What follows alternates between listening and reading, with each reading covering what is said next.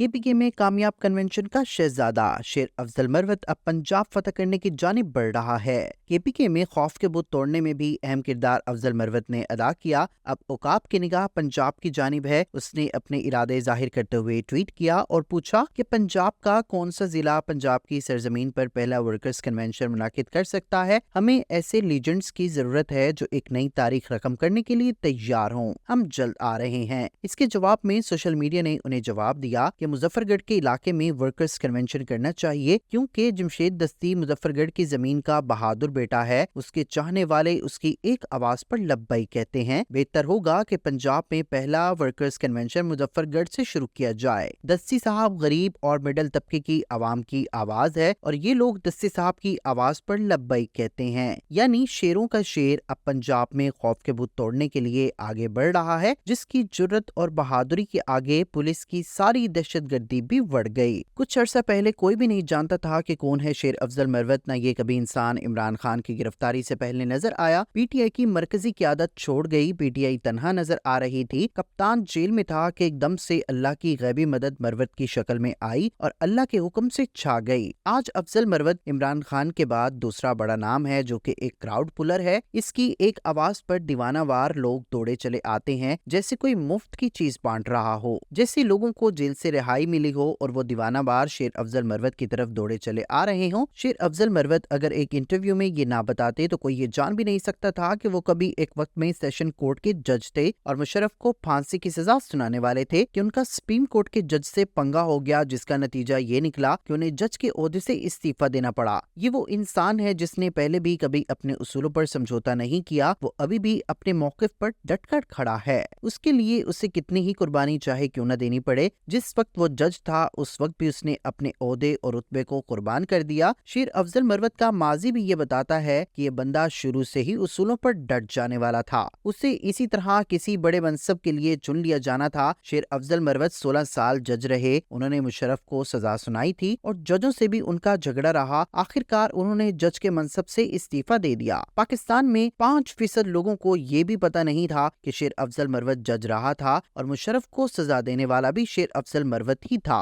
सब लोग उसके फैसले के अल्फाज पढ़कर हैरान रह गए। ये जज किस तरह आउट ऑफ बोर्ड जाकर फैसले करता था। कोई शक नहीं कि शेर अफजल मरवत वो दलेर आदमी है जिसने परवेज मुशर्रफ को सजा सुनाई थी और फिर उसी मुकदमे की अपील में पिशावर हाई कोर्ट का तारीखी फैसला जस्टिस वकार सेठ की अदालत से आया कि परवेज मुशर्रफ अगर मर भी जाए तो लाश को भी 3 दिन चौक में लटकाया जाए। इसी फैसले के बाद शेर अफजल मरवत निकाला गया। बाद में मरवत ने अपनी कुर्सी और ओहदे से इस्तीफा दे दिया। ये इंसान मुनाफिक नहीं है और ना ही ये बुज़दिल है, बल्कि इस वक्त सिर्फ यही बहादुर लीडर है जो किसी से डरता नहीं है। शेर अफजल मरवत इसीलिए ही धड़ल्ले से इमरान खान के नजरिए के साथ खड़े हैं। खान साहब और शेर अफजल मरवत का जो भी फैसला होगा अवाम को कबूल होगा। बाकी चूहों की तरह चुप रहने वाले लीडर कहलाने के काबिल नहीं। कोशिश की जा रही है कि अवाम में इसी तरह के तासुरात आ जाएं, जैसे कि PTI इस वक्त 2 ग्रुप्स में तकसीम है। इस बात की इन्हें समझ क्यों नहीं आ रही कि युद्ध वाले पटवारियों की तरह खोते नहीं हैं। ये युद्ध मुखालिफिन के किसी प्रोपेगेंडे में नहीं आएगी। अवामी लीडर कल भी इमरान खान थे और आज भी इमरान खान है और हमेशा रहेंगे, क्योंकि इमरान खान ही PTI है। 8 फरवरी को इस सब मनफी प्रोपेगेंडे का जवाब अवाम ने अपने वोट से देना है।